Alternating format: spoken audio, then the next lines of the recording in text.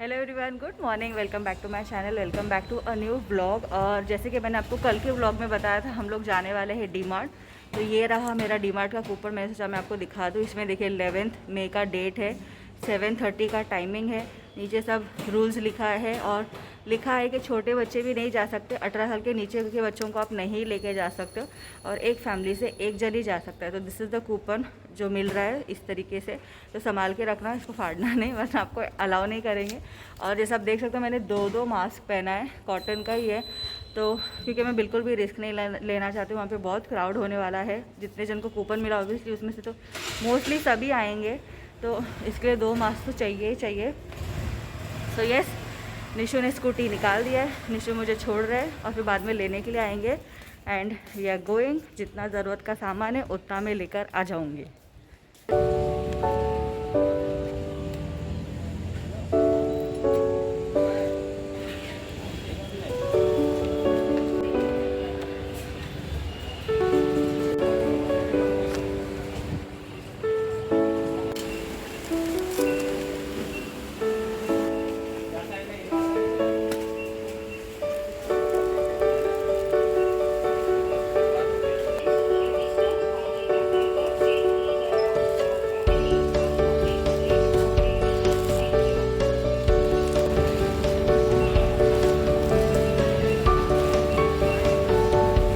So I am back after a break. DMart से आते ही सीधा हम लोग ने जो भी सामान लाया था उसको बाहर दरवाजे के पास ही सैनिटाइज़ करके अंदर लाके जगह पे अच्छे से रख दिया। उसके बाद आई टू का स्टीम, प्रॉपर स्टीम लिया मैंने। फिर मैं गई फ्रेश होने के लिए। फ्रेश होने के बाद फिर मैंने ब्रेकफास्ट किया और उसके बाद अभी मैं आप लोग से बात कर रही हूँ, क्योंकि मेरे को ऐसा था कि ये सब चीज़ होने के बाद ही आई विल शूट, तब तक मैं कैमरा हाथ में नहीं लूँगी। और डी मार्ट का भी मैं ज़्यादा कुछ पोर्शन नहीं शूट कर पाई, क्योंकि मुझे ज़्यादा टाइम वेस्ट नहीं करना था कि मैं शूट करते बैठूँ। और वहाँ पे ऐसा कुछ था ही नहीं खास दिखाने जैसा। तो जितना मुझे पॉसिबल हो उतना मैंने आपको दिखा दिया कि अभी डी मार्ट का क्या करंट सिचुएशन है।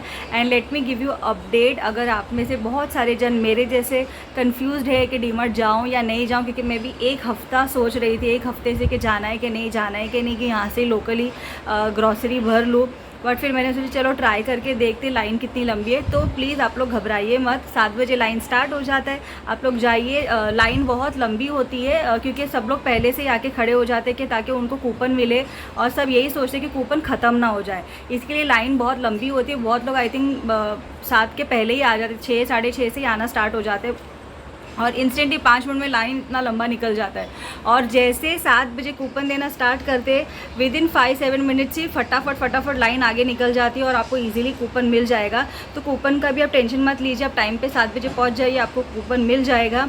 एंड नेक्स्ट डे का कूपन देते, सेम डे का नहीं देते। जो मुझे कूपन मिला था उसमें 7:30 का टाइमिंग था, जो मैंने आप लोगों को अभी सुबह दिखाया। तो मैं मेरे टाइमिंग के हिसाब से गई एंड 7:30 को मैंने अंदर 7:30 का था, but I went I think at 7:40 और 8:30 तक मैं पूरा बिलिंग करके बाहर आ चुकी थी, इमेजिन। और अंदर बिल्कुल भी ज़्यादा क्राउडेड नहीं था, एकदम अच्छा स्पेस था। आप ट्रॉली इजीली यहाँ से वहाँ मूव कर सकते हो, किसी को ज़्यादा आपका टच नहीं हो रहा था, धक्का धुक्की नहीं हो रही थी, सब चीज़ अच्छे से। एंड बेस्ट पार्ट इसके डी मार्ट में इस वक्त ना, जो अभी मुझे पता नहीं हर डी मार्ट में आई थिंक सो किया होगा, लेकिन जिस डी मार्ट में मैं गई थी विरार वेस्ट, जो वीवा कॉलेज के सामने है, ऑपोजिट है, तो वहाँ पे उन लोग ने क्या किया है, शक्कर, दाल, चावल, ये सब का ना 1 किलो, 2 किलो, 5 किलो का ऐसे पैकेट्स बना के डिस्प्ले पे रख दिया है। तो आपको वहाँ पे लिटरली ये थैली लेके उसमें भर के वजन करके फिर उसको सील करके आपके ट्रॉली में डालने की कोई ज़रूरत नहीं। उतना टाइम आपका बच जा रहा है। आपको अगर 1 किलो का चाहिए तो आप 1 किलो का उठा लो, अगर आपको 5 किलो का चाहिए दाल, 5 किलो का चावल का चाहिए, तो आप सिर्फ आपको जो क्वांटिटी वाला चाहिए आप वो रैक में से आप उठा के अपने ट्रॉली में लेके आगे बढ़ जाओ। तो विच वॉज बेस्ट। उससे क्या हुआ ना, क्राउड भी बहुत अच्छे से मैनेज हो रहा था। लोग फटाफट जो उनको चाहिए सामान लिस्ट लेकर आ रहे थे और लिस्ट के हिसाब से फटाफट ले रहे थे, कोई ज़्यादा टाइम वेस्ट नहीं कर रहा था और बहुत स्मूथली हो गया। और मैं यही डर के गई थी कि इतना क्राउड में जाना पड़ेगा, बट ट्रस्ट मी बहुत अच्छे से, बहुत स्मूथली फंक्शन हुआ। और वो अनाउंसमेंट करते रहते कि आप जल्दी जल्दी कीजिए, ज़्यादा टाइम वेस्ट नहीं कीजिए। बिलिंग काउंटर पे भी मुझे ज़्यादा टाइम नहीं लगा, मेरे आगे एक ही कस्टमर था, वो उनका होने के बाद मेरा बिलिंग होते 8:30 तो मैं बाहर थी, डी मार्ट के बाहर थी पूरा सामान लेके। सो विच इज़ वेरी गुड। तो आप लोग प्लीज़ जाइए डी मार्ट, बिल्कुल भी डरिए मत, सिर्फ अपना ख्याल रखिए, मास्क वगैरह सब अच्छे से लगा के जाइए, हाथ सैनिटाइज़ करके जाइए। अंदर तो आप लेके नहीं जा सकते हो सैनिटाइज़र, बट बाद में बाहर आने के बाद अपना हैंड सैनिटाइज़ कीजिए, अपने पर्स में रख देना। एंड ट्रस्ट में डीमार्ट में सच में बहुत रीज़नेबल रेट में पड़ता है। अभी जो मैंने सामान लिया उसमें ये देखिए 1500 मुझे सेव हुआ है। मेरा 1584 अमाउंट, आई होप आप लोगों को दिख रहा है, 1584 अमाउंट मेरा सेव हुआ है। तो इसीलिए I prefer always going to DMart only, क्योंकि डीमार्ट में क्वालिटी क्वांटिटी सब अच्छा मिलता है, प्लस आपका उतना अमाउंट सेव भी हो जाता है। और आपको पता है अभी इस सिचुएशन में हमारे पास कितने जन के पास जॉब नहीं है, कितने जन हाफ सैलरी में जॉब कर रहे, वर्क फ्रॉम होम कर रहे।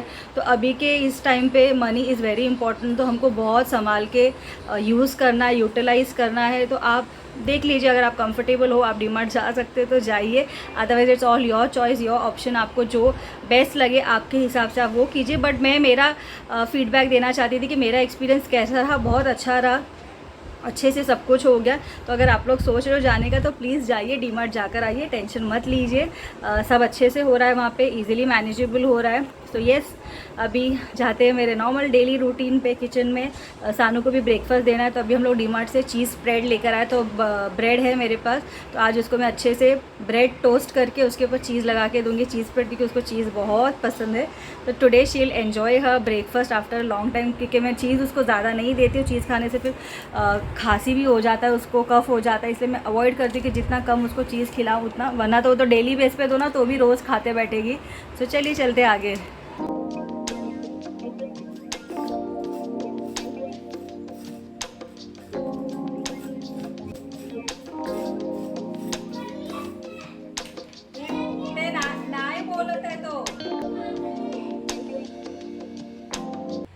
बहुत सारे जन जो होते हैं ना, वो तेल जो होता है वो पूरा कैन लेकर आ जाते हैं 5 लीटर का, बट हम लोग के यहाँ पे हम लोग कैन नहीं यूज़ करते हैं। ऐसा नहीं है कि मैं नहीं यूज़ करती हूँ, बट स्टार्टिंग से ही मम्मा नहीं यूज़ करती। हम लोग ऐसा 1 लीटर का पैकेट लाते हैं और उसको कट करके, ये जो तेल का डब्बा होता है इसमें जितना क्वांटिटी चाहिए उतना ले लेते हैं। पर्सनली मम्मा को और डैडी को कैन नहीं पसंद है, क्योंकि कैन में से जब आप तेल डालते हो तो पूरा तेल डब्बा ख़राब हो जाता है, स्टिकी हो जाता है। By the time it gets over, वो बहुत स्टिकी हो जाता है और कंफर्टेबल नहीं है। मम्मा इज़ नॉट कंफर्टेबल कि वो पूरा ऐसा प्रोसेस डालने का उनको नहीं पसंद। तो इसके लिए हम लोग ये वाला यूज़ करते हैं। इसमें जो पैकेट है उसको रखते ताकि गिरे नहीं, अच्छे से सेफ़ रहे। और ये जो तेल का डब्बा है इसमें जितना तेल चाहिए वो यूज़ कर लेते हैं। और जो हमारा तेल बच जाता है, जैसे कभी आप पापड़ फ्राई करते हो या अगर मच्छी फ्राई के लिए तेल लेते हो और वो अगर तेल बच जाता है तो वो हम लोग अलग से, दूसरा डब्बा है हम लोग के पास, ऐसा ये डब्बा। अगर ज़्यादा तेल बचता है तो हम लोग इसमें निकाल के रखते हैं, और अगर कम तेल बचता है तो फिर इसमें, जैसे पापड़ वगैरह फ्राई किया तो इसमें निकाल के रखते हैं। तो तेल एक दूसरे में मिक्स भी नहीं होता है, जो फ्रेश तेल है वो फ्रेश ही रहता है और जो यूज़ है वो अलग से रहता है। क्योंकि हमारे यहाँ पे बहुत बार भगवान का नैवेद्य बनता है, भोग बनता है, तो उसमें आप यूज़ वाला तेल नहीं यूज़ करते, you need a fresh one. इसके लिए हम लोग अलग अलग निकाल के रखते हैं अगर तेल बच जाता है तो। ये तो मैं इन जनरली आपको बता रही हूँ, सबका अपना अपना चॉइस है, जिसको जो अच्छा लगता है वो ऐसा करते हैं। मैं तो सिर्फ बता रही कि हमारे किचन में हम लोग तेल कैसा यूज़ करते हैं। क्योंकि मैंने जब किचन टूर दिखाया तो मैंने ऐसे वैसा बोल दिया था कि इसमें तेल है, तो मुझे ऐसा लगा कि बहुत जन शायद सोच रहे कि ऐसे बॉक्स वाले डब्बे में तेल कैसे कोई रख सकता है ना। तो इसलिए मैंने कहा आज मैं वीडियो में बता दूं कि हम लोग ऐसा 1-1 लीटर का पैकेट यूज़ करते। तो मेरे पास मेरे को महीने में एटलीस्ट 1 लीटर का पैकेट लगता है, मतलब 5 लीटर तो लगता ही है। अगर ज़्यादा कुछ बनता है, जैसे बहुत सारा फ़िश फ्राई बन गया या तो बहुत बार पूरी बन गया, तो कभी कभार 6 लीटर लग जाता है, वरना 5 लीटर के अंदर ही पूरा महीना निकल जाता है। मैं पूरी कोशिश करती हूँ कि उतने में ही मैं पूरा मैनेज करूँ जो भी रेसिपी बना उसमें। तो इसके लिए मैंने कहा आज की वीडियो में मैं ये क्लियर कर दूँ कि वो डब्बे में कैन नहीं था, वो डब्बे में ऐसे 1 लीटर के तेल के पाउचेज़ है। तो उसमें उस वक्त जब मैंने वीडियो शूट किया था तभी 4 पाउचेज़ थे। अब मैं डीमार्ट से और लेकर आई तो वो मैंने उसमें रिफ़िल करके रख दिया। जो पहले का था उसको निकाल के नया रखा और उसके ऊपर जूना रखा, ताकि फर्स्ट कम फर्स्ट आउट ऐसा हो सके। ये निशु मुझे हमेशा बोलते कि पहले का स्टॉक पहले ख़त्म किया कर और नया स्टॉक नीचे रखा कर, ताकि वो डेट के हिसाब से चलता जाए, जल्दी जूना ना हो जाए। तो ये सभी मेरा कढ़ाई भी गर्म हो गया है, भाजी बना रही हूँ।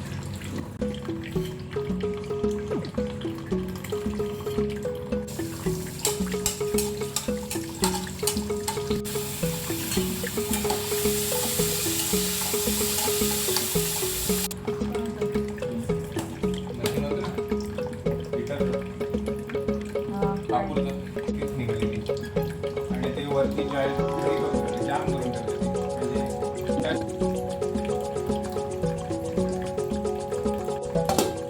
मैं इसकी ग्रेवी बना रही हूँ। इसको हम लोग में शेंगा बोलते हैं या फिर आई थिंक ड्रम स्टिक बोलते हैं इंग्लिश में, हिंदी में सिंगफली बोलते हैं if I am not wrong. तो आज मैं उसकी ग्रेवी बना रही हूँ। तो मम्मी ने ये कट करके क्लीन करके बॉईल करके रख दिया था till the time I was doing something else.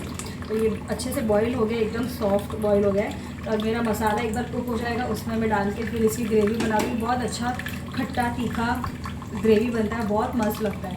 इसको शेंगोड़ी का रसा ऐसा बोलते हैं।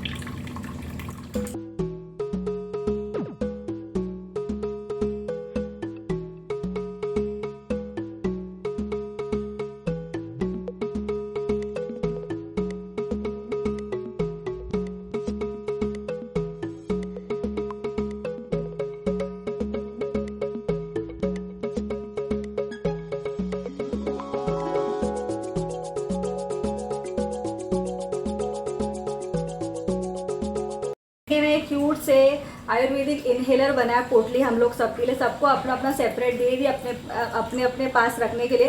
बेसिकली इसको ऐसे इनहेल करना है, बहुत अच्छी खुशबू आ रही है इसमें से। तो ये काकी ने हम लोग को बताया था कि अभी के सिचुएशन के हिसाब से आप लोग ये बनाइए और इसको ऐसे इनहेल करते रहिए, इट्स वेरी गुड।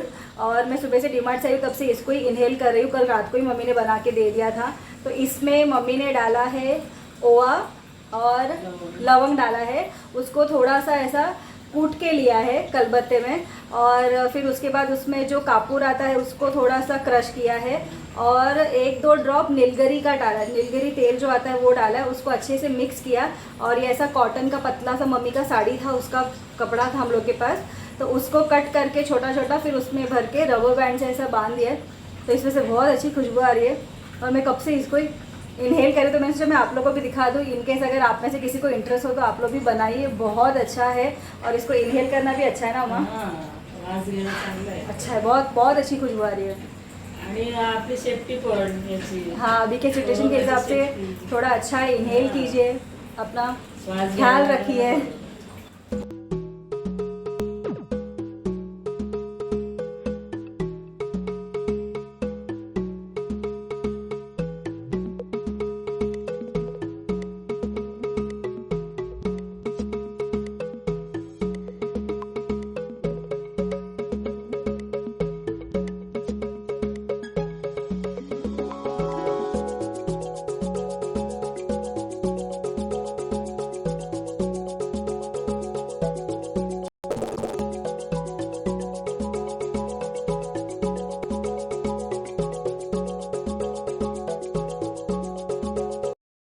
बचपन में मैंने मेरी मम्मी को बहुत सताया है, कपड़े पहनने से लेके, बाल बनाने से लेके, सॉक्स पहनने से लेके। I was a very very finicky child. मुझे बिल्कुल भी चुभने वाला कपड़े पसंद नहीं थे, जरी वाले कपड़े पसंद नहीं थे।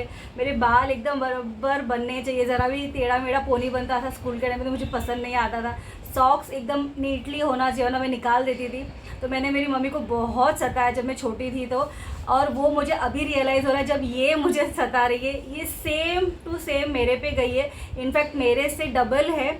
सानू को भी कॉटन के सिवाय कुछ कपड़ा पसंद नहीं है, टी शर्ट फ्रॉक पसंद नहीं है, फ्रॉक में यहाँ पे लाइन नहीं लगना चाहिए, इसका नहीं लगना चाहिए, यहाँ नहीं लगना चाहिए। और जो टी शर्ट के टैग्स होते हैं ना, सानू के एक भी टी शर्ट में टैग्स नहीं है। जैसे हम लोग लाते हैं पहले वो टैग को कटवा देती है कि ये मुझे को बिल्कुल भी चुभना नहीं चाहिए। उसके सब टी शर्ट में से, फ्रॉक में से टैग निकला हुआ है।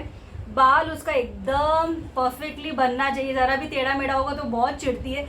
तो जब मैं इसको मम्मी के पास लेके जाती हूँ, मम्मी जब देखती है ना, या मम्मी जब यहाँ पे रुकी हुई थी, तब मम्मी ने इसका पूरा नखरा जो देखा तो मम्मा वाज लाइक सेम तेरे जैसे ही कर रही है। तो तू सोच ले, तेरा ही बचपन तू तेरे आंखों के सामने देख रही कि तू छोटी थी तो तूने मुझे इसी तरीके से सताया कि मुझे ये कपड़े नहीं पहनने। और जब भी हम लोग शॉपिंग के लिए जाते थे तो मेरे मम्मी डैडी दोनों सर पे हाथ रखते थे कि ये लड़की को कुछ पसंद नहीं आता है। मेरे भाई के कपड़े तो एक ही शॉप में से हम लोग ले लेते थे, बट मेरे कपड़ों के लिए आई स्टिल रिमेंबर हम लोग कितने सारे शॉप्स घूमते थे और मुझे कोई कपड़ा पसंद नहीं आता था। बहुत सिलेक्टिवली मैं एक ड्रेस या कुछ लेती थी।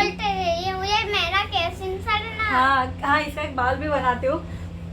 सो मेरा कपड़ा लेना बोले ना तो बहुत ही मम्मी को टेंशन होता था कि इसके लिए क्या खरीदे, इसको तो कुछ पसंद ही नहीं आता है। तो मैंने mummy I am really sorry, मैंने आपको बचपन में बहुत सताया। अभी मुझे रियलाइज़ हो रहा है जब मैं खुद माँ बनी हूँ, और सानू मेरे साथ सेम वैसे ही करती है, यहाँ क्लिप नहीं लगना चाहिए, वहाँ नहीं लगना चाहिए, ऐसा ही पोनी बनना चाहिए।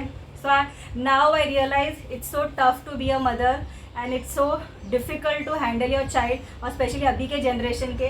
हम तो भी चलो ठीक थे, बट ये तो अभी का जो जनरेशन है तो वो तो बहुत ही ज़्यादा खतरनाक वाला है। मोबाइल के बिना रह नहीं सकते, मोबाइल चाहिए, टीवी चाहिए, सब चाहिए। हमारे टाइम पे तो ये सब कुछ भी नहीं था। तो अभी सानू का तो आफ्टरनून बात ही हो रहा है, कितने दिन से मॉर्निंग बात हो ही नहीं रहा है। आज भी वो लेट हो गई है। आज भी मैंने उसको नया वाला ही टी शर्ट पहना दिया है। आई एम लाइक कि पहन ले और सब यूज़ कर ले, रख के छोटा हो जाए, उससे अच्छा तू पहन ले और तू यूज़ कर ले, है ना नानो। सानू का हेयर कट कराना है लेकिन सलॉन्स ओपन नहीं है, इसलिए हम लोग नहीं जा रहे कहीं पे भी। इसलिए उसका देखिए कितना अच्छे से पोनी आ रहा है, पर इसको पोनी नहीं चाहिए, इसको छोटे करने बाल, बॉयज़ लोग के जैसे रखना है, उसके चाचू के जैसा, पप्पा के जैसा वैसा रखना है उसको, ऐसा पोनी नहीं बाल। Turn this side, Nanu. Turn like this. You turn. Then how will I'll put your pony? हाँ बस.